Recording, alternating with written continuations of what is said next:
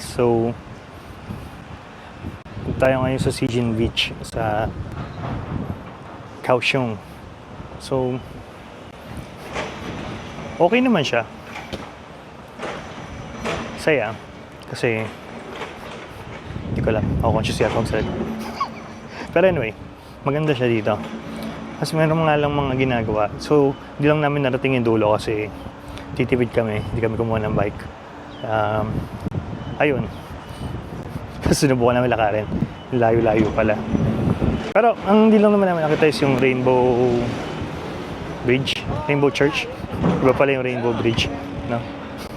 Hindi pala namin pala dapat makita yun. Anyway. Ito ako ngayon. Punta ako sa pupuntahan ng ferry. Kasi susubukan namin ngayong pumuntahan yung lighthouse. Ayan. Alam mo, good weather dito. So, kahapon nang umalis kami ng Manila, parang 26 degrees yata, or 28 degrees. Mainit. Tapos, na-expect namin, pagdating namin ng Kaohsiung, malamig. Hindi naman. Pagdating namin dito kagahapon, ang init din. Siguro nga baka mainit pa ng onte kaysa sa Manila. Pero, kanina umaga, di nag-ayos kami. Paglabas namin ng hotel kanina, gulat kami ngayon, malamig. Eh, hindi ka lang nag-check ng weather eh. Kasi parang, ina-expect ko, yun naman yung sa windy, yung sinusubukan mo yung day forecast. Sinusubukan ko yung day forecast. For some reason, hindi ko siya chinek kaninang umaga. So, lumabas lang kami. So, paglabas namin, gulat kami malamig. Malayo-layo na. Sa Sibel, kala niya, kaya niya. Kasi syempre, unang lakad mo, okay pa eh. Parang malamig lang. Yung mahangin-hangin. Napabalik siya sa hotel. Ayun siya. Bagal lang talaga siya maglakad. Anyway. Punta kami ngayon sa lighthouse. Hindi ko nga lang alam paano pumunta doon. Kasi straightforward lang.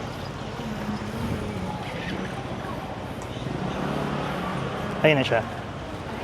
Oh. So, ito yung parang pinaka-main thoroughfare niya. Wow, big word. Thoroughfare.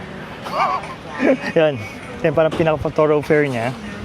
Marami dito yung mga kainan. So, before kami pumunta kasi dito, sinubukan muna namin kumain kami dun sa, hindi namin sinubukan, kumain talaga kami dun sa Sakayan, ferry. No? Sa Warp.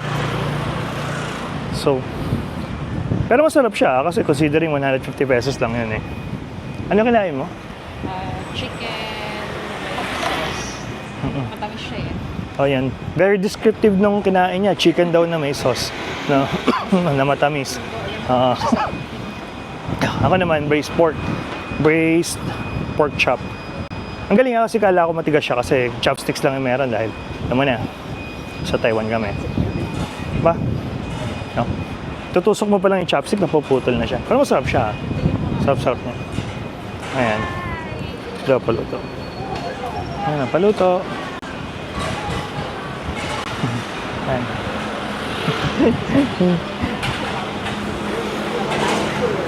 Pwede kang magpaluto sa kalona.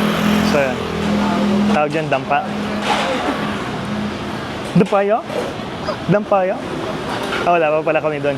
So, next week kasi nandun kami sa Jeju, yeah. So, legal na yung sasabihin ko, dampaya. Hindi pa siya para dito. Malawak na yung yung vocabulary ko dito eh. Dalawa na lang kong word. Ni hao ma, pati shishi. Shishi. Shishi.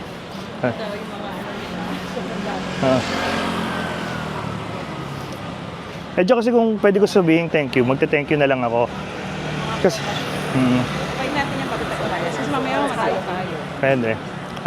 Ayun nga. So, kasi kung nagte-thank you ako, pwede ko sabihin yun sa language nila. Kasi nadala na ako, ginagawa ko sa Vietnam yun. Sabi sa mga Vietnamese, come on. Tapos, parang di sila masaya. Kasi parang di sila nag-enjoy na sinasabi ako silang thank you. Eh, buti na lang, may nakausap kami ngayon. So, kumuha kami ng tour sa Klok eh. So, yung tour guide sabi niya, there are these common words na parating na mispronounce. Pinaka-common daw yung thank you, which is, come on. Dapat pala mataas siya kasi kapag sinabi mo siya na mabagal, katulad the way ko siya sinasabi, come on. Sabi ko pala doon, shut up, shut up. So, for 3 straight days na nasa Vietnam kami, consistent pa ako, lahat ng nakakasalubong ko sinasabihan ko noon. Kaya pala pag sinabi mo, hindi ba sila kumikita? Oo. May naman sabi ko, wait yung Vietnamese, wala pa sumuntok sa akin eh. 3 araw ko na siyang ginagawa, wala sumuntok. So, Love natin ang Vietnam, babalik tayo. yeah. But yes, so this is Sijin. So ayun, pinanggalingan namin kanina was Sijin Beach. So subukan namin pumunta ngayon sa lighthouse. Dahil cheapskate kami, no? Dahil cheap kami pa, cheapskate, oh, kami. Ayun. Kay ChatGPT yung pang dirt floor na to. Oo. Hindi kami nag-rent ng bike. Ito yung kit ni Hindi. ate yun. Oo. Ikot.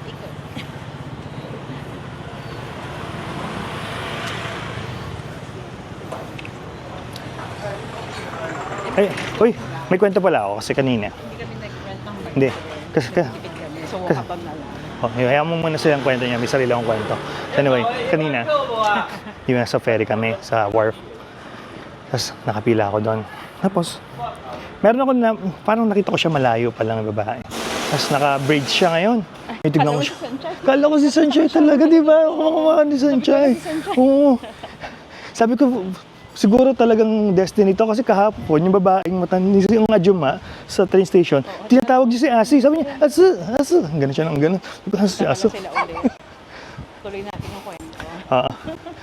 Feeling ko, inindian na naman ni Sanchay si Asu dun sa train station. Talaga si Sanchay. Anyways, condolence. Ayan. Hindi pala condolence, RIP kay Barbie. Ayan.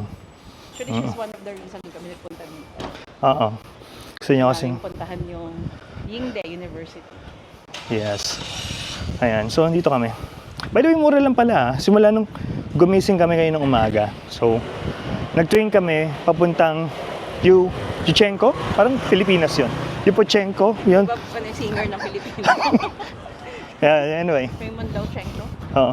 Pumunta kami dun sa, Naghalaka sa may, basta yung train station pababa ng Pierto. Kasi sa ano kami nakastay eh. Sa may Formosa Boulevard kami nakastay. 20, hotel. para mga 26 pesos, 27 pesos lang yung train per person hanggang makarating ka dun sa art stay. Yung sa Pierto Art. Tapos, naglakad lang kami papuntang sa ferry warp. So, medyo mababa ka rin siya. 20 minutes, pero nakakaliw kasi para kang nasa Ongpin, pero malinis. Bukas yung camera ko tayo. Ayan. Para kang nasa Ongpin, pero napakalinis. Ayan. Tapos, sumakay kami ng ferry. Yung ferry yata parang 37 pesos per one way. So, balikan niya na 60 pesos. So, mura talaga siya eh. Pakita mo naman yung mga bahay. Bahay ba yan? O commercial area? Ayan. Color. Dito kami ngayon, kulay. Oh. Parang sa Baguio, ano? Baguio, parang ano, hindi Amsterdam eh. Ay tayo? So, sinusubukan namin makarating sa lighthouse. Take note sinusubukan. Tingnan na lang namin. Nitignan ko lang yung navigational skills ko. Kung meron man. Anyway, ayan. Since magkalayo kasi sila, nasa other end, magkabilang dulo ng island, pinili na namin yung lighthouse kasi sa Rainbow Church. Oh, yun nga, kasi kuripot kami. Ayaw na magbayad ng e-bike. Tapos, ayoko ipaliwanag yung rason kung bakit ayoko. Baka kasi cancelin nyo. Wala na, cancel ka na. Aga-aga, makacancel ako. De, biro lang. Biro lang. Kasi mending na pupunta tayo sa Rainbow. Ang tawag doon? Wala lang talaga kaming ano. Grabe ka naman. Nilaglag mo na talaga ako, no? Hindi po yun yung rason. Wala po kinalaman yung rainbows na sara. Huwag po kayo maniwala sa kanya. Joke lang. May ako nakikitang stairs, pero hindi namin alam kung paano kami makakarating doon. Tama ba itong pinupuntahan natin? Ang taas. Ayun yung stairs, oh. Diyan tayo pupunta. Oo, pero saan yung daan? Ito kasi ano to? Parang residential area to. Pagalitan tayo.